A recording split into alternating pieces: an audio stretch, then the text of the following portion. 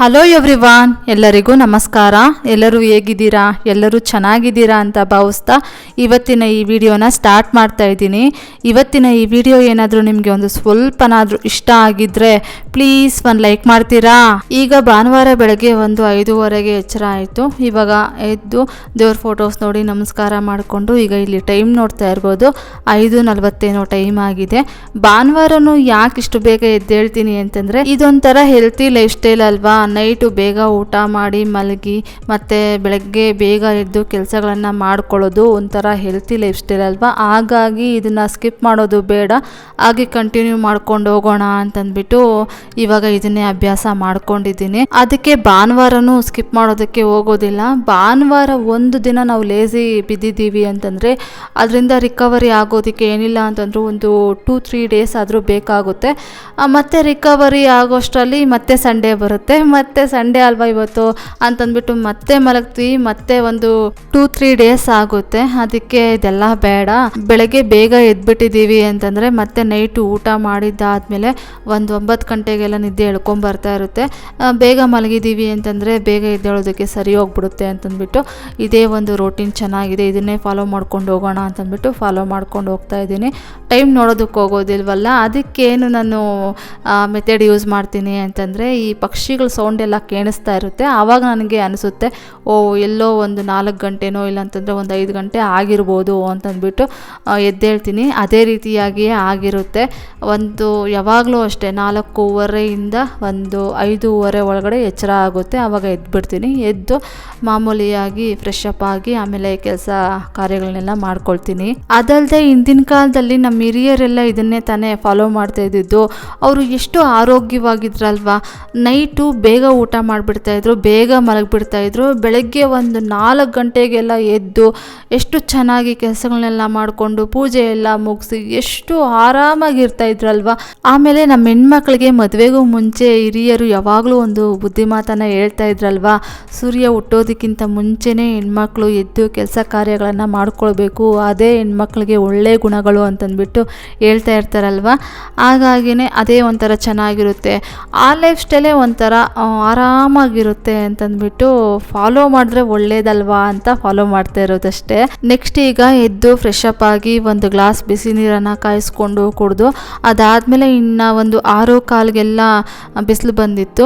Terrace ಮೇಲೆ ಬಂದು ಒಂದು ಸ್ವಲ್ಪ ಹೊತ್ತು ಬಿಸಿಲು ಕಾಯಿಸ್ಕೊಂಡು ಹೋಗೋಣ ಅಂತಂದ್ಬಿಟ್ಟು ಇಲ್ಲಿ ಟೆರೇಸ್ ಮೇಲೆ ಬಂದು ಒಂದು 1/2 ಅವರ್ ಬೆಳಗ್ಗೆ ಎಳೆ ಬಿಸಿಲಲ್ಲಿ ಬಿಸಿಲು ಕಾಯಿಸ್ಕೊಂಡು ಹೋಗಿ ಆಮೇಲೆ ಕೆಲಸಗಳನ್ನು ಸ್ಟಾರ್ಟ್ ಮಾಡ್ಕೊಳ್ತೀನಿ. ಒಂದು ಸ್ವಲ್ಪ ಫಾಸ್ಟ್ ಫಾರ್ವರ್ಡಲ್ಲಿ ಇಟ್ಟಿದ್ದೀನಿ, ಯಾಕಂದರೆ ಮೋಡಗಳು ಒಂಥರ ಚೆನ್ನಾಗಿ ಕಾಣ್ತಾ ಇತ್ತು, ಬೇಗ ಬೇಗ ಬರ್ತಾ ಇದ್ದಿದ್ದು. ಹಾಗಾಗಿ ಒಂದು ಸ್ವಲ್ಪ ಫಾಸ್ಟ್ ಫಾರ್ವರ್ಡಲ್ಲಿ ಇಟ್ಟಿದ್ದೆ. ನೆಕ್ಸ್ಟ್ ಇವಾಗ ಟೆರೇಸ್ ಮೇಲೆ ವಾಕೆಲ್ಲ ಮುಗಿಸ್ಕೊಂಡು ಬಂದಿದ್ದಾದಮೇಲೆ ಇವಾಗ ಮನೆಯೆಲ್ಲ ಕಸ ಗುಡಿಸ್ಕೊಂಡು ಬಂದಿದ್ದಾಯಿತು. ಬೆಳಗ್ಗೆ ಟೈಮು ಬೇಗ ಎದ್ದೇಳೋದ್ರಿಂದ ಒಂದು 7:30ಗೆಲ್ಲ ಮನೆ ಕಸ ಗುಡಿಸೋದು ಮುಗ್ದಿರುತ್ತೆ. ದಿನ ಎಷ್ಟು ಜಾಸ್ತಿ ಇದೆ ಅಲ್ವಪ್ಪ ಅಂತ ಅನ್ನಿಸ್ತಾ ಇರುತ್ತೆ. ಒಂದು 8-9 ಗಂಟೆಗೆಲ್ಲ ಪೂಜೆನೂ ಮುಗಿದ್ಬಿಟ್ಟಿರುತ್ತೆ. ನಾನು ಪದ್ಮಾವತಿ ಅಮ್ಮನವರ ಸ್ತೋತ್ರ ಹೇಳ್ಕೊಳ್ತೀನಲ್ವ, ಹಾಗಾಗಿ ಒಂದು ಸ್ವಲ್ಪ ಹೊತ್ತು ಲೇಟ್ ಆಗುತ್ತೆ, ಒಂದು 10 ಗಂಟೆ ಆ ರೀತಿಯಾಗಿ ಆಗುತ್ತೆ. ಇನ್ನು ಮನೆ ಒರೆಸೋ ದಿನ ಅಂತೂ ಇನ್ನೊಂದು ಸ್ವಲ್ಪ ಲೇಟ್ ಆಗುತ್ತೆ, ಒಂದು 10:30-11 ಗಂಟೆ ಆಗಿಬಿಡುತ್ತೆ. ಪದ್ಮಾವತಿ ಅಮ್ಮನವರ ಸ್ತೋತ್ರ ಹೇಳ್ಕೊಳ್ಲಿಲ್ಲ ಅಂತಂದರೆ ಪೂಜೆ ಒಂದು ಸ್ವಲ್ಪ ಬೇಗನೆ ಆಗಿರುತ್ತೆ. ಮನೆ ಒರೆಸೋ ದಿನ ಒಂದು ಸ್ವಲ್ಪ 9:30 ಆ ರೀತಿಯಾಗಿ ಆಗಿರುತ್ತೆ. ಇನ್ನು ಮನೆ ಒರೆಸ್ಲಿಲ್ಲ ಅನ್ನೋ ದಿನ ಆವತ್ತು ಇನ್ನೂ ಬೇಗನೆ ಆಗಿರುತ್ತೆ, ಒಂದು 8:30ಗೆಲ್ಲ ಪೂಜೆ ಮುಗಿಸ್ಬಿಟ್ಟಿರ್ತೀನಿ. ಇನ್ನೇನು ಪದ್ಮಾವತಿ ಅಮ್ಮನವರ ಸ್ತೋತ್ರನೂ ಕಂಪ್ಲೀಟ್ ಆಗ್ತಾ ಬರ್ತಾ ಇದೆ. ಈ ವೀಕೆಂಡಿಗೇನೋ ಕಂಪ್ಲೀಟ್ ಆಗಿಬಿಡುತ್ತೆ. ಇವಾಗ ಮನೆಯೆಲ್ಲ ಒರೆಸಿದ್ದಾಯಿತು. ಇವಾಗ ಬೆಡ್ ಎಲ್ಲ ರೀಸೆಟ್ ಮಾಡ್ತಾ ಇದ್ದೀನಿ. ಪ್ರತಿದಿನವೂ ಅಷ್ಟೇ, ನಾನು ಬೆಡ್ ಎಲ್ಲ ತೆಗೆದು ಹೋದ್ರಿ ಆಮೇಲೆ ರೀಸೆಟ್ ಮಾಡ್ತೀನಿ.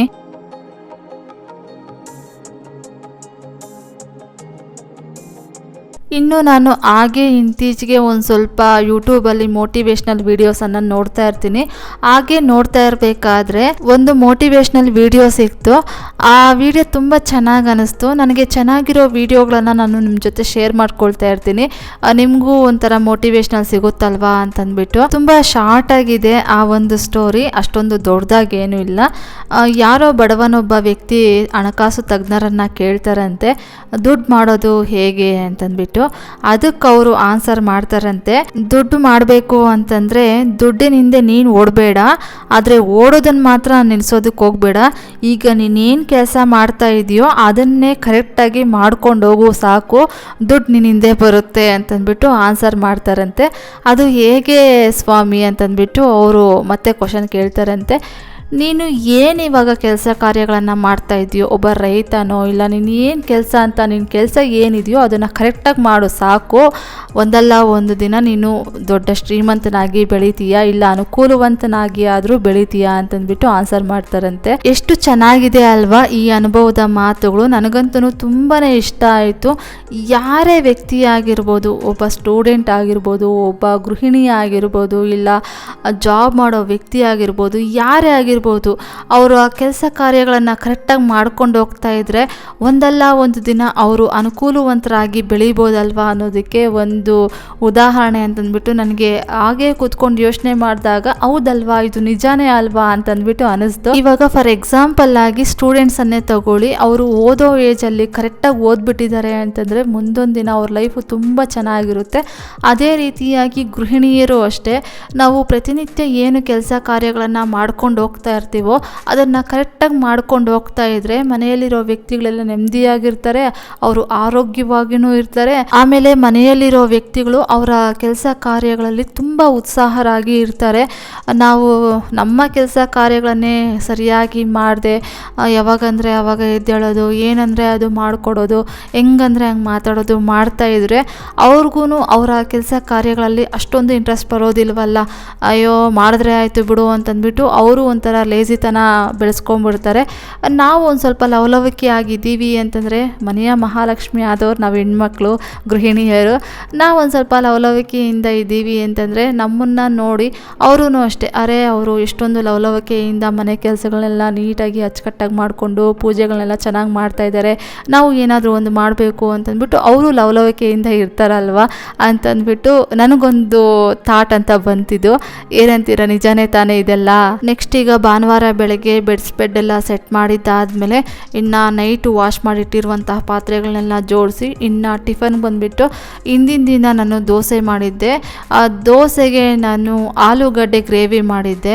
ನನ್ನ ಹಸ್ಬೆಂಡು ಪಲ್ಯ ಚಟ್ನಿ ಏನು ಬೇಡಮ್ಮ ಆಲೂಗಡ್ಡೆ ಗ್ರೇವಿ ಮಾಡು ಅಂತಂದಿದ್ರು, ಮಾಡಿದ್ದೆ. ಅದು ಮಧ್ಯಾಹ್ನಕ್ಕೆ ಮುಗ್ದೋಯ್ತು. ನೈಟ್ಗೆ ಇನ್ನು ಒಂದು ಸ್ವಲ್ಪ ದೋಸೆ ಇಟ್ಟಿತ್ತು, ದೋಸೆ ಮಾಡಿದೆ. ಆ ದೋಸೆಗೆ ಇನ್ನು ಟೊಮೊಟೊ ಚಟ್ನಿ ಮಾಡಿದೆ. ಟೊಮೊಟೊ ಚಟ್ನಿ ಮತ್ತು ದೋಸೆ ಕಾಂಬಿನೇಷನ್ ತುಂಬ ಚೆನ್ನಾಗಿತ್ತು. ನನ್ನ ಹಸ್ಬೆಂಡು ಚೆನ್ನಾಗಿರುತ್ತಾ ಅಂತ ಇದ್ದರು. ಟ್ರೈ ಮಾಡೋಣ, ಇನ್ನೇನು ಮಾಡೋದು, ಇನ್ನು ಒಂದು ಸ್ವಲ್ಪ ದೋಸೆ ಇಟ್ಟಿದೆ. ನಾನು ಜಾಸ್ತಿ ದಿನ ಇಟ್ಕೊಳ್ಳೋದಕ್ಕೆ ಹೋಗೋದಿಲ್ಲ, ಅಂದರೆ ಇವತ್ತು ದೋಸೆ ಇಟ್ಟು ಉಳಿದಿದೆ ಅಂತಂದರೆ ನೆಕ್ಸ್ಟ್ ಡೇ ಮಾರ್ನಿಂಗು ಆ ರೀತಿಯಾಗಿ ಹಾಕೋದಕ್ಕೆಲ್ಲ ಹೋಗೋದಿಲ್ಲ. ಒಂದು ವೇಳೆ ಏನಾದರೂ ಇತ್ತು ಅಂತಂದರೆ ನೆಕ್ಸ್ಟ್ ಡೇ ಮಾರ್ನಿಂಗ್ ಖಾಲಿ ಮಾಡಿಬಿಡ್ತೀನಿ. ಏನೇ ಅಡುಗೆ ಮಾಡೋದಾಗಿರ್ಬೋದು, ನಾನು ಮಾಡಿರೋ ಅಡುಗೆ ಖಾಲಿ ಆದಮೇಲೆ ಮತ್ತೆ ನಾನು ಫ್ರೆಶ್ಶಾಗಿ ಅಡುಗೆ ಮಾಡೋದಕ್ಕೆ ಹೋಗೋದು, ಎತ್ತಿಡೋದಕ್ಕೆ ಹೋಗೋದಿಲ್ಲ. ಹಾಗಾಗಿ ದೋಸೆ ಹಿಟ್ಟನ್ನ ನಾನು ಎತ್ತಿಡಲಿಲ್ಲ. ನೈಟ್ಗೆ ದೋಸೆ ಆಗ್ತಾಯಿತ್ತು ನಮಗೆ, ದೋಸೆನೇ ಮಾಡಿದೆ ಮತ್ತು ಟೊಮೊಟೊ ಚಟ್ನಿ ಮಾಡಿ ಅದನ್ನು ಊಟ ಮಾಡ್ಕೊಂಡ್ವಿ. ಇನ್ನು ಬೆಳಗ್ಗೆಗೆ ಟೊಮೊಟೊ ಚಟ್ನಿ ಇತ್ತು. ಆಮೇಲೆ ಊರಿಂದ ಹಾಲು ತೊಗೊಂಬಂದಿದ್ನಲ್ವ, ಆ ಹಾಲು ಟೀಗೆಲ್ಲ ಬಳಸ್ಕೊಂಡು ಇನ್ನು ಕೊನೆಯದಾಗಿ ಹಾಲು ಗಟ್ಟಿಯಾಗಿರುತ್ತೆ ಮತ್ತು ಒಂದು ಸ್ವಲ್ಪ ಹುಳಿ ಬಂದುಬಿಟ್ಟಿರುತ್ತಲ್ವ, ಅದಕ್ಕೆ ಹೆಪ್ಪಾಕಿದ್ದೆ. ಇನ್ನು ಫ್ರೆಶ್ಶು ಮೊಸರಿತ್ತು, ಟೊಮೊಟೊ ಚಟ್ನಿ, ಮೊಸರು ಮತ್ತು ಅದಕ್ಕೆ ಬಿಸಿ ರೈಸನ್ನು ಇಟ್ಟಿದ್ದೆ. ಅದಾದಮೇಲೆ ನಾನು ಸಂಡೇ ಮತ್ತೇನು ವೀಡಿಯೋಸ್ ಮಾಡ್ಕೊಳ್ಳೋದಕ್ಕೆ ಹೋಗಲಿಲ್ಲ.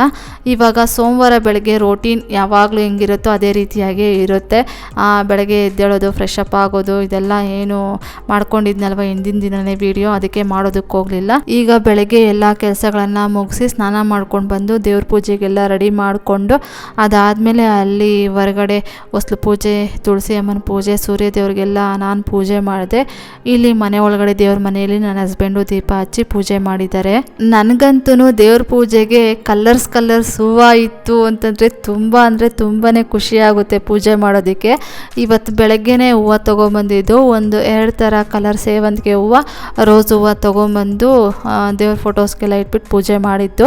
ಆಮೇಲೆ ಸಂಜೆ ಪಾರ್ಕಿಗೆ ಹೋಗಿ ಬರ್ತಾ ಇರಬೇಕಾದ್ರೆ ಇನ್ನೊಂದು ಥರ ಕಲರ್ ಸೇವಂತಿಗೆ ಹೂವು ಕಾಣಿಸ್ತು, ಬ್ಲೂ ಕಲರ್ ಸೇವಂತಿಗೆ ಹೂವು. ಆಮೇಲೆ ರೋಸ್ ಹೂವು ತುಂಬ ಫ್ರೆಶ್ ಆಗಿ ದೊಡ್ಡದಾಗಿತ್ತು.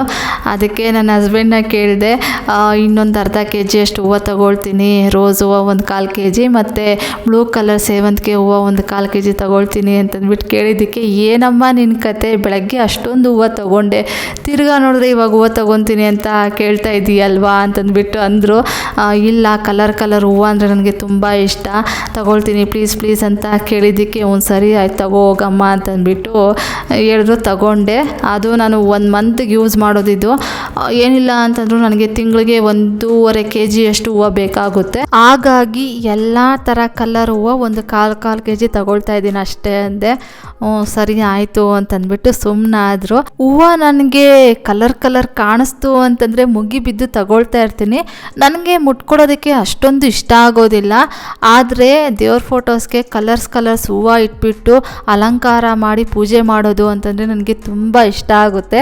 ಹಾಗಾಗಿ ಎಲ್ಲಾದರೂ ಕಲರ್ಸ್ ಹೂಗಳು ಕಾಣಿಸ್ತು ಅಂತಂದರೆ ಮುಗಿ ಬಿದ್ದು ತಗೊಳ್ತಾ ಇರ್ತೀನಿ. ನೆಕ್ಸ್ಟ್ ಈಗ ಪೂಜೆ ಎಲ್ಲ ಮಾಡಿದ್ದಾದಮೇಲೆ ಪದ್ಮಾವತಿ ಅಮ್ಮನವರ ಸ್ತೋತ್ರ ಹೇಳ್ಕೊಂಡೆ. ಅದಾದಮೇಲೆ ಟಿಫನ್ಗೆ ಬಂದುಬಿಟ್ಟು ಮೊಸರು ಇನ್ನೂ ಒಂದು ಸ್ವಲ್ಪ ಇತ್ತು. ಎಷ್ಟು ದಿನ ಆದರೂ ಇಟ್ಕೊಂಡ್ರೆ ಅದೇನು ಚೆನ್ನಾಗಿರೋದಿಲ್ವಲ್ಲ. ಹಾಗಾಗಿ ಇವತ್ತು ಕೊನೆಯದಾಗಿ ಆ ಮೊಸರಿಗೆ ಒಗ್ಗರಣೆ ಕೊಟ್ಬಿಟ್ಟು ಮೊಸರನ್ನ ಮಾಡೋಣ ಅಂತಂದ್ಬಿಟ್ಟು ಮೊಸರನ್ನ ಮಾಡಿ ಟಿಫನ್ ತಿಂದು ಆಮೇಲೆ ಟೀ ಮಾಡಿ ಕುಡಿದು ಪಾತ್ರೆಗಳೆಲ್ಲ ವಾಶ್ ಮಾಡಿ ಇನ್ನು ಮಧ್ಯಾಹ್ನಕ್ಕೆ ಬಸ್ಸಾರು ಮಾಡೋಣ ಅಂತಂದ್ಬಿಟ್ಟು ಇವಾಗ ಸಬ್ಬಕ್ಕಿ ಸೊಪ್ಪು ಮತ್ತು ಅರಿವೆ ಸೊಪ್ಪನ್ನೆಲ್ಲ ಬಿಡಿಸ್ಕೊಳ್ತಾ ಇದ್ದೀನಿ. ನಮಗೆ ಈ ನಾನ್ ವೆಜ್ಗಿಂತ ತರಕಾರಿಗಳು ಸೊಪ್ಪುಗಳು ಅಂತಂದರೆ ತುಂಬ ಇಷ್ಟಪಟ್ಟು ತಿಂತಾ ಇರ್ತೀವಿ. ಇವಾಗ ನೋಡ್ತಾ ಇರ್ಬೋದು ಪಾಟುಗಳಲ್ಲೂ ಒಂದು ಸ್ವಲ್ಪ ಸೊಪ್ಪು ಸಿಕ್ತು.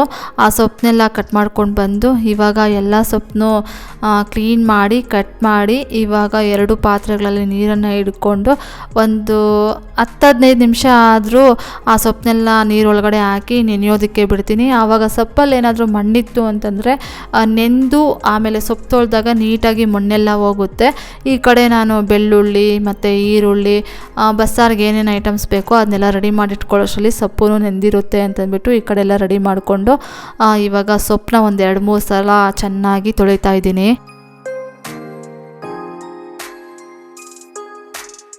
ಈಗ ಸೊಪ್ಪನ್ನೆಲ್ಲ ನೀಟಾಗಿ ತೊಳೆದಿದ್ದಾಯಿತು. ಇನ್ನು ನಾನಿವಾಗ ಬಿರಿಯಾನಿ ಪಾಟ್ ಒಳಗಡೆ ಸೊಪ್ಪು ಬೇಯಿಸ್ಕೊಳ್ತಾ ಇದ್ದೀನಿ. ಕುಕ್ಕರಲ್ಲಿ ಬೇಯಿಸ್ಕೊಳ್ಳೋದಕ್ಕೆ ಹೋಗ್ತಾ ಇಲ್ಲ. ಕುಕ್ಕರಲ್ಲಿ ಬೇಯಿಸ್ಕೊಂಡ್ರೆ ಏನಾಗುತ್ತೆ ಅಂತಂದರೆ ಈ ಮೊಳಕೆ ಕಟ್ಟಿರೋ ಹುರುಳಿ ಕಾಳಾದರೆ ಅದು ಬೆಂದು ಚೆನ್ನಾಗಿರುತ್ತೆ. ಆದರೆ ಈ ತೊಗರಿಬೇಳೆ ಚೆನ್ನಾಗಿ ಬೆಂದೋಗ್ಬಿಡುತ್ತೆ, ಅದೊಂಥರ ಚೆನ್ನಾಗಿರೋದಿಲ್ಲ ಅಂತಂದ್ಬಿಟ್ಟು ನಾನು ಇವಾಗ ಪಾತ್ರೆಯಲ್ಲೇ ಬೇಯಿಸ್ಕೊತಾ ಇದ್ದೀನಿ ಸೊಪ್ಪು ಮತ್ತು ಬೇಳೆನ. ಇವಾಗ ಇಲ್ಲಿ ನೋಡ್ತಾ ಇರ್ಬೋದು ಸೊಪ್ಪು ಎಷ್ಟೊಂದಿದೆ ಅಂತಂದ್ಬಿಟ್ಟು. ಹಾಗೆ ನಮ್ಮ ಮನೆಯಲ್ಲಿ ಇನ್ನೊಂದೇನು ವಿಶೇಷ ಅಂತಂದರೆ ಎಲ್ಲರ ಮನೆಯಲ್ಲೂ ವಾರದಲ್ಲಿ 1 ಸಲ ಆದರೂ ನಾನ್ ವೆಜ್ಜನ್ನು ಮಾಡ್ತಾ ಇರ್ತಾರಲ್ವಾ. ನಮ್ಮ ಮನೆಯಲ್ಲಿ ವಾರದಲ್ಲಿ 1 ಸಲ ಆದ್ರೂ ಈ ಸೊಪ್ಪುಗಳನ್ನೆಲ್ಲ ಹಾಕ್ಬಿಟ್ಟು ಬಸ್ಸಾರನ್ನು ಮಾಡ್ತಾ ಇರ್ತೀನಿ. ಇವಾಗ ಆ ಕಡೆ ಸೊಪ್ಪು ಬೇಯೋದಕ್ಕಿಟ್ಟು ಇಲ್ಲಿ ಮಿಕ್ಸಿ ಜಾರ್ ಒಳಗಡೆ ಹಸಿ ಟೊಮೊಟೊ ಹಣ್ಣು, ಈರುಳ್ಳಿ, ಬೆಳ್ಳುಳ್ಳಿ, ಆಮೇಲೆ ಎಣ್ಣೆಯಲ್ಲಿ ಫ್ರೈ ಮಾಡ್ಕೊಂಡಿರುವಂತಹ ಈರುಳ್ಳಿ, ಬೆಳ್ಳುಳ್ಳಿ, ಜೀರಿಗೆ, ಆಮೇಲೆ ಕೊತ್ತಂಬರಿ ಸೊಪ್ಪು, ಸಾಂಬಾರು ಪುಡಿ, ಅರಿಶಿಣದ ಪುಡಿ ಇಷ್ಟನ್ನು ಹಾಕಿ ಆಮೇಲೆ ಇನ್ನು ಈ ಕಡೆ ಸೊಪ್ಪು ಬೇಳೆ ಎಲ್ಲ ಬೆಂದಿತ್ತು. ಇವಾಗ ಶೋಧಿಸ್ಕೊಂಡು ಇವಾಗ ಸೊಪ್ಪಿಗೆ ಒಗ್ಗರಣೆ ಕೊಡೋದಕ್ಕೋಸ್ಕರ ಒಂದು ಕಡಾಯಿ ಒಳಗಡೆ ಒಂದು ಸ್ವಲ್ಪ ಎಣ್ಣೆಯನ್ನು ಹಾಕಿ ಸಾಸಿವೆ, ಕರಿಬೇವಿನ ಸೊಪ್ಪು, ಕಡಲೆಬೇಳೆ, ಇವಾಗ ಬೆಳ್ಳುಳ್ಳಿಯನ್ನೆಲ್ಲ ಹಾಕ್ಬಿಟ್ಟು ಫ್ರೈ ಮಾಡ್ತಾ ಇದ್ದೀನಿ. ಈರುಳ್ಳಿ ಬೆಳ್ಳುಳ್ಳಿ ಜಾಸ್ತಿ ಹಾಕ್ತೀನಿ ಸೊಪ್ಪು ಒಗ್ಗರಣೆಗೆ. ಎಕ್ಸ್ಪೆಷಲಿ ಈ ಬಸ್ಸಾರು ಮಾತ್ರ ತುಂಬ ಇಂಟ್ರೆಸ್ಟ್ ಕೊಟ್ಟು ಮಾಡ್ತಾ ಇರ್ತೀನಿ. ಅದರಲ್ಲೂ ಸೊಪ್ಪು ಒಗ್ಗರಣೆ ಕೊಡಬೇಕಾದ್ರೆ ಈರುಳ್ಳಿ ಬೆಳ್ಳುಳ್ಳಿ ಜಾಸ್ತಿ ಬೇಕಂತಲೇ ಹಾಕ್ತೀನಿ. ಅದೊಂಥರ ಫ್ಲೇವರ್ ಚೆನ್ನಾಗಿರುತ್ತೆ ತಿನ್ನೋದಕ್ಕೆ. ಹಾಗಾಗಿ ಜಾಸ್ತಿ ಹಾಕ್ಬಿಟ್ಟು ಮಾಡ್ತಾ ಇರ್ತೀನಿ. ಈ ಬಸ್ಸಾರು ಮಾಡಿದಾಗಲೆಲ್ಲ ನನ್ನ ಹಸ್ಬೆಂಡ್ ನನ್ನ ರೇಗಿಸ್ತಾ ಇರ್ತಾರೆ, ಏನಮ್ಮ ಇಷ್ಟೊಂದು ಹಾಕ್ತೀಯ ಈರುಳ್ಳಿ ಬೆಳ್ಳುಳ್ಳಿ ಅಂತಂದ್ಬಿಟ್ಟು ರೇಗಿಸ್ತಾ ಇರ್ತಾರೆ. ನೋಡಿದಾಗ ಆ ರೀತಿಯಾಗಿ ಅಂತಾರೆ. ಆಮೇಲೆ ಸೊಪ್ಪಿಗೆ ಒಗ್ಗರಣೆ ಕೊಟ್ಟಾಗ ಈರುಳ್ಳಿ ಬೆಳ್ಳುಳ್ಳಿ ಜಾಸ್ತಿ ಆಗಿದೆ ಅಂತ ಅನ್ನಿಸ್ತಾ ಇದೆಯಾ ಅಂತಂದರೆ ಇಲ್ಲ, ಚೆನ್ನಾಗಿದೆ, ಸ್ವಲ್ಪ ಟೇಸ್ಟಿಯಾಗಿದೆ ಅಂತಂದ್ಬಿಟ್ಟು ಹೇಳ್ತಾರೆ. ಹಾಗಾಗಿ ನಾನು ಈರುಳ್ಳಿ ಬೆಳ್ಳುಳ್ಳಿ ಒಂದು ಸ್ವಲ್ಪ ಜಾಸ್ತಿ ಹಾಕ್ತೀನಿ. ಆವಾಗ ಸೊಪ್ಪು ತುಂಬ ಟೇಸ್ಟಿಯಾಗಿರುತ್ತೆ. ಇವಾಗಲೇ ನೋಡ್ತಾ ಇರ್ಬೋದು ಸೊಪ್ಪಿಗೆ ಒಗ್ಗರಣೆ ಕೊಟ್ಟಿದ್ದೆಲ್ಲ ಆದಮೇಲೆ ಆಮೇಲೆ ಮಿಕ್ಸಿ ಜಾರ್ ಒಳಗಡೆ ಖಾರ ರುಬ್ಕೊಳ್ಳೋದಕ್ಕೆ ಸೊಪ್ಪೊಂದು ಸ್ವಲ್ಪ ಎತ್ತಿ ಹಾಕ್ಕೊಂಡೆ. ಅದಾದಮೇಲೆ ನಾನು ಮಧ್ಯಾಹ್ನ ಮುದ್ದೆ ಆಗಿರ್ಬೋದು ಮತ್ತು ರೈಸ್ ಆಗಿರ್ಬೋದು ಏನು ಮಾಡೋದಕ್ಕೆ ಹೋಗಲಿಲ್ಲ, ಸೊಪ್ಪನ್ನೇ ತಿನ್ಕೊಂಬಿಟ್ವಿ. ನನ್ನ ಹಸ್ಬೆಂಡ್ಗೆ ಒಂದು ಸ್ವಲ್ಪ ಸೊಪ್ಪು ತಿಂತೀರಾ ಅಂದರೆ ನಾನು ತಿನ್ನಬೇಕಾದ್ರೆ ಅವ್ರನ್ನೂ ಕೇಳಿದೆ ತಿಂತೀರಾ ಅಂತ. ತಿಂತೀನಿ ಕೊಡು ಅಂತಂದರು. ಹಾಕ್ಕೊಟ್ಟೆ. ಕೊಟ್ಟೆ. ಆಮೇಲೆ ಅವರು ಚೆನ್ನಾಗಿದೆ ಸೊಪ್ಪು, ಇನ್ನೂ ಒಂದು ಸ್ವಲ್ಪ ಹಾಕು ಅಂತಂದರು. ಇನ್ನೊಂದು ಸ್ವಲ್ಪ ಹಾಕಿದೆ. ಆಮೇಲೆ ಅದೇ ಸೊಪ್ಪೆ ಖಾಲಿ ಮಾಡಿಬಿಟ್ವಿ. ಮತ್ತು ಊಟ ತಿನ್ನೋದಕ್ಕೆ ಆಗಲಿಲ್ಲ ಜಾಸ್ತಿ ಸೊಪ್ಪೆ ತಿನ್ಕೊಂಡಿದ್ರಿಂದ. ನೆಕ್ಸ್ಟು ಸೊಪ್ಪೆಲ್ಲ ತಿಂದಿದ್ದಾದಮೇಲೆ ಸಾಂಬಾರ್ಗೆ ಒಗ್ಗರಣೆ ಕೊಟ್ಟು ಸಾಂಬಾರು ಕಾಯಿಸ್ದೆ. ಇನ್ನು ಈ ಕಡೆ ಮಳೆ ಹನಿಗಳು ಬೀಳೋದಕ್ಕೆ ಸ್ಟಾರ್ಟ್ ಆಯಿತು. ಗಾಳಿನೂ ಜೋರಾಗಿ ಬೀಸ್ತಾ ಇತ್ತು. ನಾನು ಬಾಲ್ಕನಿಯಲ್ಲಿ ನಿಂತ್ಕೊಂಡೆ ಬಟ್ಟೆಗಳನ್ನು ಫೋಲ್ಡ್ ಮಾಡಿ ಸ್ಟ್ಯಾಂಡ್ ಮೇಲೆ ಇಟ್ಕೊಂಡು ಅದಾದಮೇಲೆ ತೊಗೊಂಬಂದು ವಾರ್ಡ್ರೋಬಲ್ಲಿ ಜೋಡಿಸಿಡ್ತಾ ಇದ್ದೆ. ಆದರೆ ಮಳೆ ಹನಿಗಳು ಸ್ಟಾರ್ಟ್ ಆಯಿತು. ಅದಾದಮೇಲೆ ಜೋರಾಗಿ ಗಾಳಿ ಬೀಸ್ತಾ ಇತ್ತು. ಬಾಗಿಲು ನಿಂತ್ಕೊಳ್ತಾನೆ ಇರಲಿಲ್ಲ, ಪಟ ಪಟ ಅಂತ ಹೊಡ್ಕೊಳ್ತಾ ಇತ್ತು. ಅದಕ್ಕೆ ಎಲ್ಲ ಒಂದೇ ಸಲ ಎತ್ಕೊಂಬಂದು ಚೇರ್ ಮೇಲೆ ಹಾಕ್ಬಿಟ್ಟೆ. ಆಮೇಲೆ ಫೋಲ್ಡ್ ಮಾಡಿ ಇಟ್ಕೊಂಡ್ರೆ ಆಯಿತು ಅಂತಂದ್ಬಿಟ್ಟು ಅದಾದಮೇಲೆ ಇನ್ನು ಸಂಜೆ ಟೀ ಮಾಡಿ ಕುಡಿದು ಪಾರ್ಕಿಗೆ ಹೋಗೋ ಟೈಮ್ ಆಯಿತು. ಪಾರ್ಕಿಗೆ ಹೋಗಿ ಪಾರ್ಕೆಲ್ಲ ಒಂದು ರೌಂಡ್ ಹಾಕ್ಕೊಂಬಂದ್ವಿ. ಒಂದು ರೌಂಡ್ ಹಾಕೋದಕ್ಕೆ 1.5 ಕಿಲೋಮೀಟ್ರ್ ಏನೋ ಆಗುತ್ತಂತೆ. ಒಂದು 1/2 ಅವರ್ ಟೈಮ್ ತಗೊಳುತ್ತೆ. ಒಂದು 1/2 ಅವರ್ ಪಾರ್ಕಲ್ಲಿ ವಾಕ್ ಮಾಡ್ಕೊಂಡು ಬಂದು ಆವಾಗಲೇ ನಾನು ಹೇಳಿದ್ನಲ್ವ, ಬರ್ತಾ ಇರಬೇಕಾದ್ರೆ ಸೇವಂತಿಗೆ ಹೂವು ಮತ್ತು ರೋಸ್ ಹೂವು ಫ್ರೆಶ್ಶಾಗಿ ಕಾಣ್ತಾ ಇತ್ತು, ಅದಕ್ಕೆ ತಗೊಂಡೆ ಅಂತಂದ್ಬಿಟ್ಟು ಬ್ಲೂ ಕಲರ್ ಸೇವಂತಿಗೆ ಹೂವು 1/4 kg, ಆಮೇಲೆ ರೋಸ್ ಹೂವು 1/4 kg ತೊಗೊಂಡೆ. ಬೆಳಗ್ಗೆನೂ ರೋಸ್ ಹೂವು ತೊಗೊಂಡಿದ್ದೆ, ಆದರೆ ಚಿಕ್ಕ ಸೈಜಲ್ಲಿತ್ತು ರೋಸ್ ಹೂವು ಬೆಳಗ್ಗೆ ತೊಗೊಂಡಾಗ. ಇದೊಂದು ಸ್ವಲ್ಪ ದೊಡ್ಡದಾಗಿ ಫ್ರೆಶ್ಶಾಗಿ ಚೆನ್ನಾಗಿತ್ತು. ಹಾಗಾಗಿ ಇರಲಿ ಅಂತಂದ್ಬಿಟ್ಟು 1/4 kg ರೋಸ್ ಹೂವನ ತೊಗೊಂಡು ಬಂದೆ. ಅವರು ಸೇವಂತಿಗೆ ಹೂವು ಮತ್ತು ರೋಸ್ ಹೂವು ಒಂದೇ ಕವರಲ್ಲೇ ಮಿಕ್ಸ್ ಮಾಡಿ ಕೊಟ್ಬಿಟ್ಟಿದ್ರು. ಅದಕ್ಕೆ ನಾನು ರೋಸ್ ಹೂವು ಸಪ್ರೇಟಾಗಿ ಮತ್ತು ಸೇವಂತಿಗೆ ಹೂವು ಸಪ್ರೇಟಾಗಿ ಕವರ್ಗಳಲ್ಲಿ ಹಾಕಿ ಫ್ರಿಜ್ಜಲ್ಲಿ ಎತ್ತಿಟ್ಟು ಆಮೇಲೆ ರೈಸು ಮಾಡಿಟ್ಬಿಟ್ಟೆ ಬಂದಿದ್ದ ತಕ್ಷಣವೇ. ಇನ್ನು ಕುಕ್ಕರು ವಿಸಿಲ್ ಹೋಗಿ ತಣ್ಣಗಾಗೋಷ್ಟರಲ್ಲಿ ಈ ಬಟ್ಟೆಗಳನ್ನೆಲ್ಲ ತೊಗೊಂಬಂದು ಮಧ್ಯಾಹ್ನ ಚೇರ್ ಮೇಲೆ ಹಾಕಿದ್ನಲ್ವ, ಆ ಬಟ್ಟೆಗಳನ್ನೆಲ್ಲ ಫೋಲ್ಡ್ ಮಾಡಿ ವಾರ್ಡ್ರೋಬಲ್ಲಿ ಜೋಡಿಸಿಡೋಣ ಅಂತಂದ್ಬಿಟ್ಟು ಬಟ್ಟೆಗಳನ್ನೆಲ್ಲ ಫೋಲ್ಡ್ ಮಾಡಿ ಜೋಡಿಸಿಟ್ಟೆ. ಅದಾದಮೇಲೆ ಇನ್ನು ಈ ಕಡೆ ಮುದ್ದೆಗೆ ಇಡ್ತಾ ಇದ್ದೀನಿ ಇವಾಗ.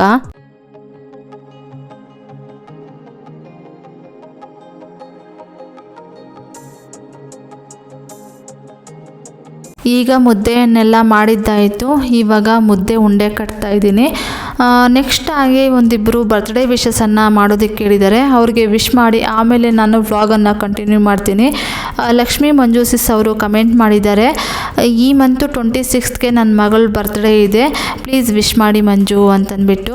Shashirekha many more happy returns of the day ಅಪ್ಪ. ದೇವರು ನಿಮಗೆ ಒಳ್ಳೆ ಆರೋಗ್ಯ, ಆಯುಷು ಮತ್ತು ಒಳ್ಳೆ ವಿದ್ಯಾಭ್ಯಾಸ ಎಲ್ಲ ಕೊಟ್ಟು ಕಾಪಾಡಲಿ ಅಂತಂದ್ಬಿಟ್ಟು ಆ ದೇವರಲ್ಲಿ ನಾನು ಕೇಳ್ಕೊಳ್ತೀನಿ ಕಂದ. ನೆಕ್ಸ್ಟ್ ಹಾಗೆ ನಂದಿನಿ ನಾಗೇಂದ್ರ ಆಸಿಸ್ ಅವರು ಕಮೆಂಟ್ ಮಾಡಿದ್ದಾರೆ, ಈ ಮಂತು 30ಗೆ ನನ್ನ ಮಗಳ ಬರ್ತ್ಡೇ ಇದೆ, ವಿಶ್ ಮಾಡಿ ಅಂತಂದ್ಬಿಟ್ಟು. Ashrita many more happy returns of the day ಅಪ್ಪ. ಆ ದೇವರು ನಿಮಗೆ ಒಳ್ಳೆ ಆರೋಗ್ಯ, ಆಯುಷು ಮತ್ತು ಒಳ್ಳೆ ವಿದ್ಯಾಭ್ಯಾಸ ಎಲ್ಲ ಕೊಟ್ಟು ಕಾಪಾಡಲಿ ಅಂತಂದ್ಬಿಟ್ಟು ಆ ದೇವರಲ್ಲಿ ನಾನು ಕೇಳ್ಕೊಳ್ತೀನಿ ಕಂದ. ನೆಕ್ಸ್ಟ್ ಈಗ ಮುದ್ದೆನೆಲ್ಲ ಮಾಡಿದ್ದಾಯಿತು. ನನ್ನ ಹಸ್ಬೆಂಡ್ಗೆ ಊಟಕ್ಕೆ ಇಟ್ಕೊಟ್ಟು ಇವಾಗ ನಾನು ಊಟಕ್ಕೆ ಇಟ್ಕೊಳ್ತಾ ಇದ್ದೀನಿ. ಇವಾಗ ಇಲ್ಲಿ ನೋಡ್ತಾ ಇರ್ಬೋದು, ಮಧ್ಯಾಹ್ನ ಮಾಡಿದ್ದು ಬಸ್ಸಾರು, ಮಧ್ಯಾಹ್ನ ಬರೀ ಸೊಪ್ಪನ್ನೇ ತಿನ್ಕೊಂಡ್ವಿ. ಇವಾಗ ಮುದ್ದೆಗೆ ಒಂದು ಸ್ವಲ್ಪ ಇಟ್ಕೊಂಡ್ವಿ, ಸೊಪ್ಪೆಲ್ಲ ಖಾಲಿ ಆಯಿತು. ಇವಾಗ ಊಟ ಎಲ್ಲ ತಿಂದಿದ್ದಾದ್ಮೇಲೆ ಪಾತ್ರೆಗಳೆಲ್ಲ ವಾಶ್ ಮಾಡಿ ಇಡ್ತಾ ಇದ್ದೀನಿ. ಅದೇನೋ ಗೊತ್ತಿಲ್ಲ, ನನಗೆ ಈ ಸೊಪ್ಪು ಅಂತಂದರೆ ತುಂಬ ಇಷ್ಟಪಟ್ಟು ತಿಂತಾ ಇರ್ತೀನಿ. ಒಳ್ಳೆ ಊಟಕ್ಕೆ ಇಟ್ಕೊಂಡಂಗೆ ಇಟ್ಕೊಂಡ್ಬಿಡ್ತೀನಿ. ಈ ರೈಸು ಸಾಂಬಾರು ಹೆಂಗೆ ಇಟ್ಕೊಳ್ತೀನೋ ಹಂಗೆ ಅಷ್ಟು ಸೊಪ್ಪನ್ನು ಹಾಕ್ಕೊಂಡು ತಿಂತೀನಿ. ತುಂಬ ಟೇಸ್ಟಿಯಾಗಿರುತ್ತೆ. ನನಗೆ ಸೊಪ್ಪು ಮತ್ತು ತರಕಾರಿಗಳು ಅಷ್ಟೇ, ಸಾಂಬಾರಲ್ಲಿ ತರಕಾರಿನೂ ಅಷ್ಟೇ. ಒಂದೊಂದು ಸಲ ಪ್ಲೇಟಲ್ಲಿ ಬರೀ ತರಕಾರಿಗಳನ್ನೇ ಹಾಕ್ಕೊಂಡು ತರಕಾರಿಗಳನ್ನೇ ತಿಂದ್ಬಿಟ್ಟಿರ್ತೀನಿ, ಊಟನೇ ಮಾಡಿರೋದಿಲ್ಲ. ಮುದ್ದೆ ಆಗಿರ್ಬೋದು ಮತ್ತು ರೈಸ್ ಆಗಿರ್ಬೋದು ಇದನ್ನು ತಿಂದಿರೋದಿಲ್ಲ, ಬರೀ ತರಕಾರಿಗಳು ಆಮೇಲೆ ಸೊಪ್ಪುಗಳು ಈ ಥರ ಜಾಸ್ತಿ ತಿಂತಾ ಇರ್ತೀನಿ. ಇವಾಗ ಪಾತ್ರೆಗಳೆಲ್ಲ ವಾಶ್ ಮಾಡಿದ್ದಾದಮೇಲೆ ಇವಾಗ ಕಿಚನ್ ಕೌಂಟರ್ ಟಾಪು, ಆಮೇಲೆ ಗ್ಯಾಸ್ ಸ್ಟೌವು, ವಾಲ್ಸು, ಚಿಮ್ನಿ ಎಲ್ಲನೂ ಅಷ್ಟೇ ನೀಟಾಗಿ ಒರೆಸ್ಕೊಂಡು ಬರ್ತಾ ಇದ್ದೀನಿ. ಆಮೇಲೆ ಲಾಸ್ಟ್ ವಿಡಿಯೋದಲ್ಲಿ ಒಬ್ಬ ಸಿಸ್ಟರ್ ಕಮೆಂಟ್ ಮಾಡಿದ್ರು, ಗೃಹ ಜ್ಯೋತಿಗೆ ಅಪ್ಲೈ ಮಾಡಿ ಮಂಜು, ಕರೆಂಟ್ ಬಿಲ್ ಬರೋದಿಲ್ಲ, 0 ಬರುತ್ತೆ ಅಂತಂದ್ಬಿಟ್ಟು. ನಮಗೆ ಇಷ್ಟು ದಿನ ಗೊತ್ತಿರಲಿಲ್ಲ. ಲಾಸ್ಟ್ ಮಂತ್ ಏನೋ ನಮ್ಮ ಕೆಳಗಿನ ಮನೆ ಒಬ್ಬ ಅಣ್ಣ ಅವ್ರು ಹೇಳಿದ್ರು, ಗೃಹ ಜ್ಯೋತಿಗೆ ಅಪ್ಲೈ ಮಾಡಿ ಕರೆಂಟ್ ಬಿಲ್ ಒಂದು ಸ್ವಲ್ಪ ಕಡಿಮೆ ಬರುತ್ತೆ, ನಮ್ಮದು 1000 ರೂಪೀಸ್ ಒಳಗಡೆನೇ ಬರೋದಲ್ವ, ಹಾಗಾಗಿ ಅಪ್ಲೈ ಆಗುತ್ತೆ ಮಾಡಿ ಅಂತ ಹೇಳಿದ್ರು. ನಾವು ಖಾತೆಗೆ ಅಪ್ಲೈ ಮಾಡಿದ್ದೀವಲ್ವ, ಇನ್ನೇನು ಖಾತಾ ಬರುತ್ತೆ, ಆಮೇಲೆ ಒಂದೇ ಸಲ ಅಪ್ಲೈ ಮಾಡಿದ್ರೆ ಆಯಿತು ಅಂತಂದ್ಬಿಟ್ಟು ಸುಮ್ಮನೆ ಆಗಿದ್ದೀವಿ. ನಮಗೆ ಗೊತ್ತಿರಲಿಲ್ಲ ಇಷ್ಟು ದಿನ ಆಗಲ್ವೇನೋ, ನಮಗೆ ಬರೀ ಹಳ್ಳಿಗಳಲ್ಲಿ ಮತ್ತು ಇಂಡಿವಿಜುವಲ್ ಮನೆಗಳಿರೋರಿಗೆ ಕೊಡ್ತಾರೇನೋ, ಅಪಾರ್ಟ್ಮೆಂಟ್ಗಳಲ್ಲಿರೋರಿಗೆ ಕೊಡೋದಿಲ್ವೇನೋ ಅಂತ ಅಂದ್ಕೊಂಡಿದ್ವಿ. ಆದರೆ ಪಾಪ ಲಾಸ್ಟ್ ಮಂತ್ ಹೇಳಿದ್ರು ಅವ್ರು ಮಾಡ್ಕೊಂಡಿದ್ದಾರಂತೆ. ಅವ್ರಿಗೆ ಕಡಿಮೆ ಕರೆಂಟ್ ಬಿಲ್ ಏನೋ ಬರುತ್ತಂತೆ. ನಮ್ಮದು ಖಾತಾ ಬಂದುಬಿಡಲಿ, ಒಂದೇ ಸಲ ಮಾಡಿಸ್ಕೊಂಡ್ರೆ ಆಯಿತು ಅಂತಂದ್ಬಿಟ್ಟು ಸುಮ್ಮನಿದ್ದೀವಿ. Thanks for information sis. ಈ ಒಂದು ಕಾರಣಕ್ಕೇ ನನಗೆ ಗೊತ್ತಿರೋ ಇನ್ಫಾರ್ಮೇಷನನ್ನು ನಿಮ್ಮ ಜೊತೆ ಶೇರ್ ಮಾಡ್ಕೊಳ್ತಾ ಇರ್ತೀನಿ. ನಿಮ್ಮಲ್ಲೂ ಯಾರಿಗಾದರೂ ಹೆಲ್ಪ್ ಆಗುತ್ತಲ್ವಾ ಅಂತಂದ್ಬಿಟ್ಟು, ಹಾಗೆ ನನಗೂ ನಿಮಗೆ ಗೊತ್ತಿರೋ ವಿಷಯಗಳನ್ನೇನಾದರೂ ಹೇಳ್ತಿರಲ್ವಾ ಅಂತಂದ್ಬಿಟ್ಟು ನನಗಂತೂ ತುಂಬಾ ಯೂಸ್ ಆಗಿದೆ. ಏನು ಯೂಸ್ ಆಗಿದೆ ಅಂದರೆ TDS ಅಮೌಂಟ್ ಅನ್ನೋದು ರಿಟರ್ನ್ ಬರುತ್ತೆ ಅಂತ ನೀವು ಹೇಳಿದ್ದಕ್ಕೇ ಅದು ನಮಗೆ ರಿಟರ್ನ್ ಆಗಿದ್ದು. ಹಾಗಾಗಿ ನನಗೆ ಗೊತ್ತಿರೋ ಇನ್ಫಾರ್ಮೇಷನನ್ನು ನಿಮ್ಮ ಜೊತೆ ಶೇರ್ ಮಾಡ್ಕೊಳ್ತಾ ಇರ್ತೀನಿ. ಇವಾಗ ಇಲ್ಲಿ ನೋಡ್ತಾ ಇರ್ಬೋದು 7:50 ಆಗಿದೆ ಟೈಮ್ ಬಂದು. ಬೆಳಗ್ಗೆ ಹಚ್ಚಿರೋ ದೀಪಗಳು ಇನ್ನೂ ಉರಿತಾನೇ ಇದ್ವು. ಈಗ 7:50 ಊಟ ತಿಂದು ಕಿಚನೆಲ್ಲ ಕ್ಲೀನ್ ಮಾಡಿದ್ದು ಕೆಲಸ ಎಲ್ಲ ಮುಗೀತು. ಇವಾಗ ಲೇಔಟ್ ಒಳಗಡೆ ಒಂದು ವಾಕ್ ಮಾಡ್ಕೊಂಬರೋಣ ಅಂತಂದ್ಬಿಟ್ಟು ಬಂದು ಇವಾಗ ವಾಕ್ ಮಾಡ್ತಾ ಇದ್ದೀವಿ. ಮೊದಲೆಲ್ಲ ಟೆರೇಸ್ ಮೇಲೆ ವಾಕ್ ಮಾಡ್ತಾ ಇದ್ವಿ, ಇವಾಗ ಲೇಔಟ್ ಒಳಗಡೆ ವಾಕ್ ಮಾಡೋದು ಅಭ್ಯಾಸ ಆಗಿದೆ. ಈ ಕಡೆ ಬಂದ್ರೇ ವಾಕ್ ಮಾಡ್ದಂಗೆ ಅನಿಸೋದು, ಒಂಥರ ಚೆನ್ನಾಗಿರುತ್ತೆ ಅಂತಂದ್ಬಿಟ್ಟು ಈ ಕಡೆ ಬಂದು ವಾಕ್ ಮಾಡ್ತೀವಿ. ನೆಕ್ಸ್ಟು ಈ ಒಂದು ವಿಡಿಯೋ ಕ್ಲಿಪ್ಪಿಂಗ್ಸ್ ಬಂದು ಮಂಗಳವಾರ ಬೆಳಗ್ಗೆ ಬ್ಲೂ ಕಲರ್ ಸೇವಂತಿಗೆ ಹೂಗಳನ್ನು ಇಟ್ಬಿಟ್ಟು ಅಲಂಕಾರ ಮಾಡಿ ಪೂಜೆ ಮಾಡಿದ್ದು. ಹಾಗೆ ಒಂದು ವಿಡಿಯೋ ಕ್ಲಿಪ್ಪಿಂಗ್ಸನ್ನು ಮಾಡಿಕೊಂಡೆ. ಇದಾಗಿತ್ತು ಫ್ರೆಂಡ್ಸ್ ಇವತ್ತಿನ ಈ ವಿಡಿಯೋ ಏನಾದರೂ ನಿಮಗೆ ಒಂದು ಸ್ವಲ್ಪನಾದರೂ ಇಷ್ಟ ಆಗಿದ್ರೆ, ಮೋಟಿವೇಶನ್ ಅನಿಸಿದ್ರೆ, please do like, share, comment and subscribe to my channel. Thank you for watching my video. Have a nice day. Bye.